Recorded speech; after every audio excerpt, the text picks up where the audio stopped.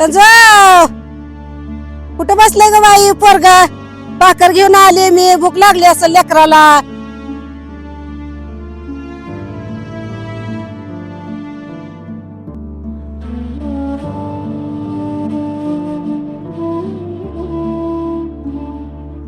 लेकरू इथं बसले बाई बाळा तुला मी किती हुडकिलं र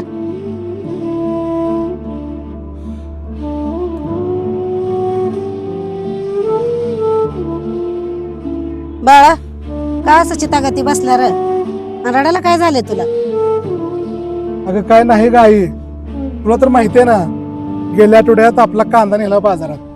कांदा 5 रुपयाने आणि 6 रुपयाने किलो गेला ग.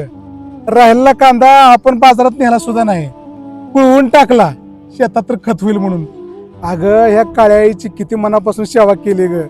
दरवर्षी मी विचार सुद्धा करत नाही की आपलं भाव लागल न लागल, पाण्यासारखा पैसा ओततोय. पण ह्या कांद्यानं काय केलं सांग, नुसतं रडवलं अगं रडवलं. आणि आता ते गेलं. आज सकाळी मी आपल्या शेतातली भाजीच्या पेंड्या नेल्या होत्या, 100 पेंड्या नेल्या. 100 पेंड्याला 100 रुपये सुद्धा आले नाहीत. आई मला सांग कसं होणार माझ्या शेतकऱ्याचं, ही चिंता असणार का नाही सांग मला.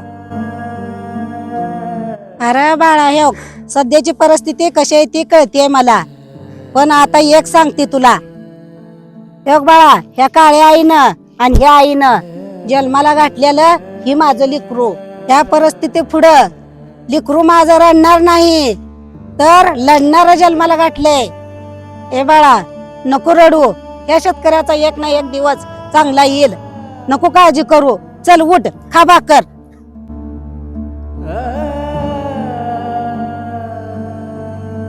परिस्थितीशी लढता लढता लेकरू एक दिवशी मरून जाईल म्हणून माझी आई असं रोजच मला समजावते. पण परिस्थिती कधी बदलेल काय माहित.